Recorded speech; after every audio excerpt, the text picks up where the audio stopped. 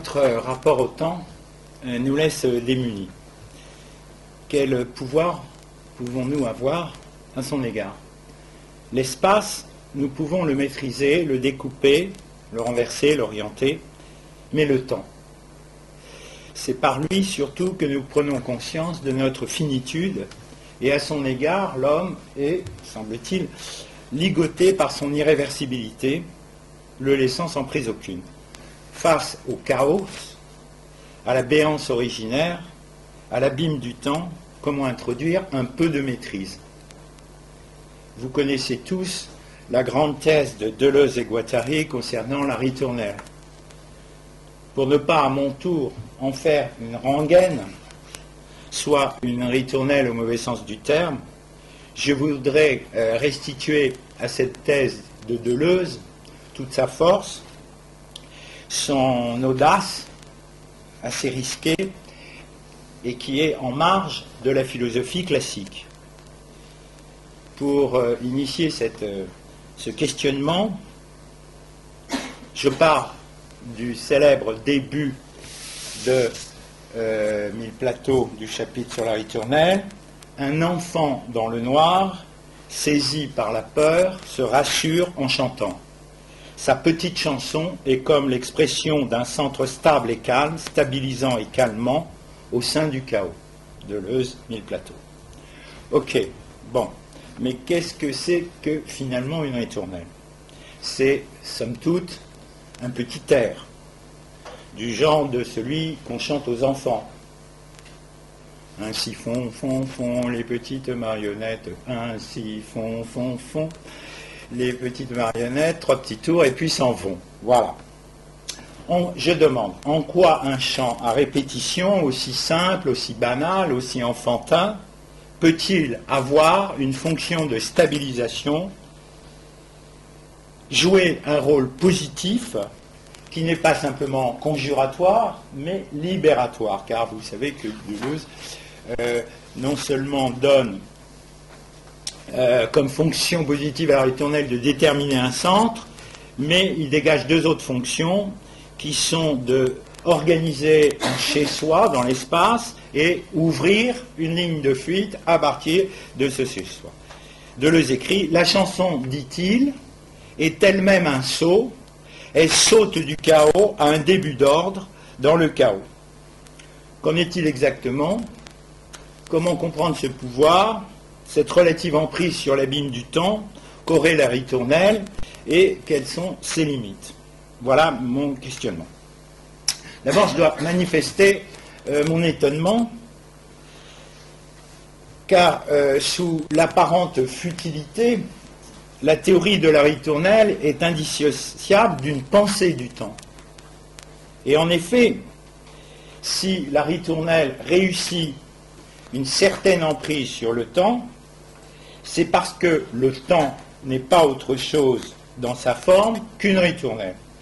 C'est la thèse grandiose et osée de Mille Plateaux. Je lis Deleuze, il n'y a pas le temps comme forme a priori, mais la ritournelle est la forme du temps qui fabrique chaque fois des temps différents. Et avant ce passage, il avait parlé du cristal de temps, et que ce cristal de temps est par excellence une ritournelle. Voilà, donc, à propos de la ritournelle, il y va rien moins que du temps. Et ce n'est pas une mince affaire, puisque le temps est la question, l'objet par excellence de la philosophie. Donc, comment ne pas s'étonner qu'un motif apparemment aussi anodin et secondaire, enfantin, puisse être chargé d'une fonction aussi sérieuse, aussi grave que de penser le temps. Alors, on répondra que sans doute Deleuze n'a pas voulu prendre, que Deleuze, au contraire, a voulu prendre une grande distance à l'égard de la phénoménologie de Heidegger. Il aime assez peu cet auteur, il n'utilise jamais le terme d'être, et de temps au sens phénoménologique. Mais cette distance n'est pas de la désinvolture, car il essaie de penser le temps autrement que dans et par la phénoménologie. Alors je vais partir de la contradiction interne qui concerne l'idée de temps. Le temps est non seulement infini dans cette direction, passé et avenir, mais il est aussi indéfini. S'il prend une figure, si le temps prend une forme, par exemple ritournelle, celle-ci, par la détermination ou définition, délimitation qu'elle introduit, vient définir, délimiter une partie du temps. Ce morceau de temps peut avoir alors un rythme, une cadence, une vitesse, un tempo, comme c'est le cas pour la ritournelle. Mais cette figure est délimitée dans le temps, qui donc précède la figure. Et le temps qui précède échappe nécessairement à la détermination particulière qu'est la ritournelle. Le temps lui-même n'a donc pas été pensé, et ne le peut dans la forme d'une ritournelle. Ce qui est alors objet de la conception de Deleuze n'est qu'une forme de temporalité, mais non le temps lui-même. Parce que le temps lui-même serait sans figure, il serait sans forme, indéfinissable, c'est un vide, indéfini, où toutes les choses peuvent prendre place, mais à cause de ça, lui-même, il n'est rien de déterminé par lui-même. Donc comment oser dire que la ritournelle est la forme du temps? La seconde difficulté à la thèse deleuzienne est interne à son système. En effet, on pourrait admettre que Deleuze, quand il dit que le temps est une ritournelle, fait une métaphore, une comparaison. Le temps est comme une ritournelle. Mais ce n'est pas du tout ce qu'il nous dit, car vous le savez très bien, et ça a été souligné à plusieurs reprises, que Deleuze, à partir du Kafka, fait une critique systématique de la métaphore au profit de la métamorphose, etc. Donc il faut prendre cette expression à la lettre. C'est à la lettre que le temps est une ritournelle. Ce n'est pas une comparaison. Donc, la solution qui nous était proposée, par le biais de la métaphore, est à abandonner. Donc, je vais essayer de saisir le point décisif, ici. La question concernant Deleuze n'est pas de savoir si on a affaire à une ontologie, il y a eu tout un débat là-dessus, y a-t-il une ontologie deleuzienne ou pas, mais il est de savoir si la pensée du temps et ou de l'être sous-jacent relève ou non de la représentation, de la pensée représentative. C'est la pensée représentative qui procède par similitude et ressemblance, qui donne un primat à l'identité, au même, et qui soumet la diversité des intensités à des structures d'identité. Bon. Par exemple, Kant est le philosophe qui, comme vous le savez, fait du temps une forme de la sensibilité. C'est une forme de la sensibilité qui se soumet, qui s'applique aux phénomènes sensibles.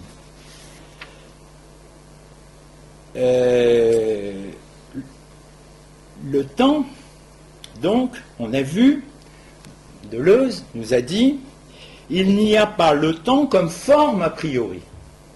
Donc c'est une allusion évidente à Kant, et qui est pris ici comme le philosophe exemplaire, paradigmatique de la représentation. Donc, que le temps n'est pas la forme a priori de la sensibilité, ça veut dire qu'il n'est pas du tout une forme pour les phénomènes sensibles.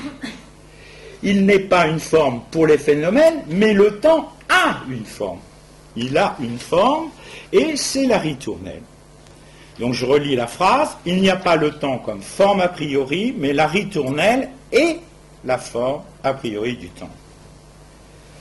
Si le temps n'est pas une forme pour les phénomènes sensibles, ça veut dire que nous sortons de l'opposition qui est l'opposition majeure de la philosophie, de la représentation et de la métaphysique, à savoir l'opposition du phénomène, ce qui est pour nous, et du nous-mêmes, ce qui est en soi.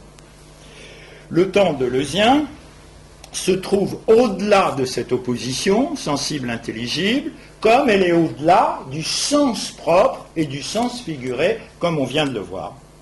Donc voilà, nous nous trouvons devant la question, comment la pensée peut-elle penser l'en-soi du temps ou de l'être, avoir, si vous voulez, une portée métaphysique, mais une pensée qui ne serait pas représentative. La sortie hors de la représentation suppose une sorte de saut, et ce saut nous est fourni par l'intuition. Deleuze reprend de Bergson cette idée d'une intuition comme contact avec la réalité, avec la chose. Alors je demande en quoi ce recours à l'intuition bergsonienne n'est-il pas arbitraire? Et n'intervient-il pas uniquement pour nous sortir de la difficulté que nous avons soulignée? Alors, là, évidemment, on est obligé de reprendre toute l'argumentation de Deleuze dans son ensemble. Deleuze retourne le problème. Il arrive à montrer qu'en toute argumentation, en toute conceptualisation ou problématisation, il y a déjà impliqué une image de la pensée. Et cette image de la pensée est ce qui précède la pensée conceptuelle de fait, qui précède les objections que j'ai pu moi-même développer auparavant. C'est parce que nous nous situons dans un type de pensée, dans une pensée de type représentative, que nous avons pu élever les objections contre cette possibilité du temps comme ritournelle. Si nous sortons de la représentation, les problèmes ou les difficultés vont disparaître. Alors, il faut partir de la première thèse de Deleuze qui concerne l'autofiguration de la pensée dans le plan d'immanence. On doit remarquer qu'à son tour, ce que nous venons de dire sous l'autorité de Deleuze implique déjà une certaine image de la pensée. Et en effet, pour que la pensée puisse se donner une image d'elle-même, qui soit variable et changeante avec les différents systèmes philosophiques, il faut que la pensée n'ait pas en elle-même d'image. Il faut que son sol ou son fond, ce qui permet à la pensée de s'orienter, de se repérer, de se diriger, il faut que ce fond, elle se le donne. Mais alors du coup, ça veut dire que la pensée n'a pas de fond. Que la pensée est comme autodonation ou autoposition dans une image, ça veut dire que la pensée est originairement affrontée au chaos, à la béance, au sans-fond, au vide. Et c'est bien ce que Deleuze nous dit. Penser, c'est toujours pour Deleuze affronter le chaos. Et c'est pour affronter le chaos que la pensée se donne le plan d'immanence. Le plan d'immanence en tant que plan ou plateau, radeau, pour traverser le chaos. Autrement dit, le plan de traversée du chaos, le plan d'immanence, c'est ce que Deleuze appelle l'intou, omnitudo, qui comprend tout sur un seul et même plan. Alors, les conséquences de cette thèse fondamentale concernant le plan d'immanence, d'une part, l'intou en lequel tous les êtres sont recueillis, naissent et meurent, c'est aussi le temps. Donc le temps est une dimension du plan d'immanence. Il est une de ces déterminations. Mais d'autre part, deuxième conséquence, la pensée, comme l'intou, n'est pas différente de l'être. Elle n'est pas différente de la nature.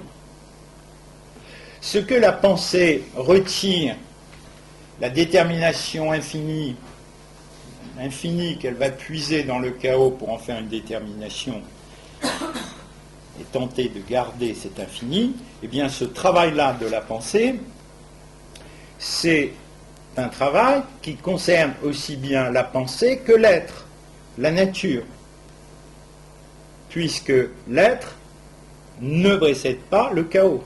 Ce qui est premier pour Deleuze, c'est le chaos. Et donc l'être est lui-même indissociable de la détermination ou de l'image que la pensée se donne. Autrement dit, indifféremment, la pensée a deux côtés, deux versants, un côté être, un côté pensée. C'est ce que dit Deleuze, page 41, de Qu'est-ce que la philosophie? Le plan d'immanence a deux faces, comme pensée et comme nature. C'est en ce sens, dit-il encore, qu'on dit que pensée et être sont une seule et même chose. Pensée et être étant une seule et même chose, voilà ce qui va nous permettre de sortir de l'aporie. La deuxième thèse importante de Deleuze concerne le rôle majeur de l'intuition. Le plan, avec ses déterminations, fait l'objet d'une intuition de la part du penseur qui trace le plan. L'image de la pensée que la pensée se donne est quelque chose qui est ni pensé ni pensable, dit Deleuze, mais qui est de l'ordre de l'intuition et qui est l'objet d'une expérience pré-philosophique. Parce que pour Deleuze, la philosophie, c'est la construction de concepts, et cette construction de pensée suppose, implique un plan, le plan d'immanence de la pensée. Donc, autrement dit, cette expérience, c'est une expérience qui n'est pas de l'ordre d'une connaissance discursive, mais qui implique plutôt une représentation esthétique, un sentiment. On sent que le temps, on doit dire, avec Deleuze, on sent que le temps a la forme d'une ritournelle, comme Pascal disait que nous sentons avec le cœur que l'espace a trois dimensions. Donc, autrement dit, avec ces deux thèses, nous venons d'établir la possibilité d'une image en tant que cette image concerne l'un tout, mais nous venons simplement d'établir la possibilité d'une image en général. Donc le recours à l'arbitraire que nous redoutions en parlant d'intuition, et ce recours est écarté. Son arbitraire est écarté. Il nous reste donc à comprendre pourquoi cette image intuitionnée a nécessairement la forme d'une ritournelle. De possible, la ritournelle doit maintenant devenir nécessaire. Si le temps n'est pas une forme de la sensibilité, il a une forme, on l'a vu, qui est la ritournelle. Pour comprendre la nécessité de l'équation ritournelle égale temps, il faut partir non pas de l'idée de forme, mais de celle d'a priori. Car Deleuze a dit c'est une forme a priori. L'enjeu est de montrer que l'a priori a bien la forme du temps et d'une ritournelle. Que veut dire a priori? L'a priori, c'est ce qui est toujours déjà là. Nous ne pouvons donner de sens à a priori qu'un sens temporel, une signification temporelle. L'a priori, c'est l'idée d'un avant, d'un antérieur qui précède la réception du donné. L'a priori est encore aussi ce qui est toujours là et qui s'avance vers le donné pour le construire. Qui s'avance, qui anticipe ce qui vient ou se donne, ce qui d'avance le devance et le détermine. Mais il faut comprendre que cette antériorité de l'a priori n'est pas chronologique. C'est un avant qui ne se produit pas dans le temps de Chronos. Et donc, elle s'opère dans un temps qui est celui de l'aion. Et l'a priori, en tant qu'il est avancé, est lui-même identique au temps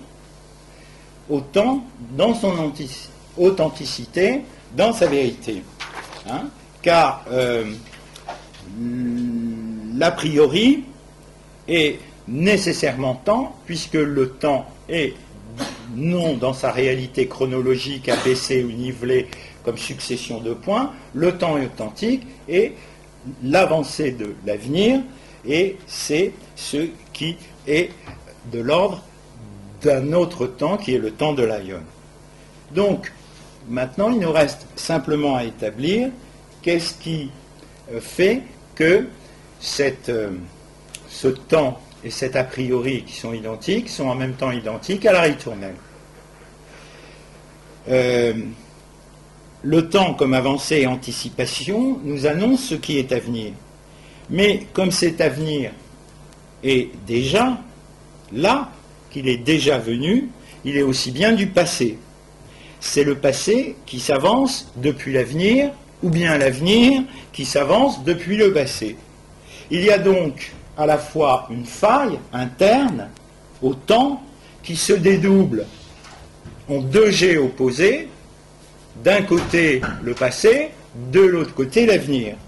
Mais en même temps que cette scission, que cette faille interne, qu'est-ce qu'on voit? On voit aussi une ronde, un échange instantané, comme on vient de le montrer, entre le passé et l'avenir, et cet échange, cette ronde, c'est ce qui caractérise le temps de l'aion. Donc, autrement dit, le temps de l'aion est bien une ritournelle. Et donc, nous avons fondé la nécessité de l'énonciation de Deleuze que le temps a bien la forme de la ritournelle. Donc, Deleuze nous dit, et c'est la conclusion, que ce temps qui a la forme de la nécessairement la forme de la ritournelle, c'est ce qu'on voit dans le cristal. Voilà. Je conclurai simplement en disant que ce qui est peut-être la racine ou l'origine de la déterritorialisation deleuzienne, c'est peut-être l'abîme qui se trouve dans le temps. La ritournelle, en tant qu'elle est quelque chose qui tourne et qui revient, a pour centre, comme si on prend la comparaison avec un cyclone, a pour centre un œil, on parle de l'œil du cyclone, c'est un vide autour duquel il y a un tournoiement. Et je pense que ce qui fait tourner la ritournelle, c'est le vide, l'abîme du temps, cet abîme du temps dont nous parlait Hésiode, en tant que le temps repose est identique avec le chaos. Voilà ce que j'ai voulu montrer et suggérer que la ritournelle en son cœur suppose un vide qui est l'abîme du temps en tant qu'il est constitutif de l'être. Et donc l'ontologie deleuzienne est une ontologie qui n'a que peu de choses à voir avec celle de la phénoménologie et d'Heidegger, et donc le concept d'événement dont nous faisons le centre de notre réflexion pour ce colloque, l'événement au sens deleuzien est très différent de l'événement au sens de la phénoménologie, et qui pense l'avènement et non l'événement au sens deleuzien. Voilà ce que je voulais montrer. Terminé.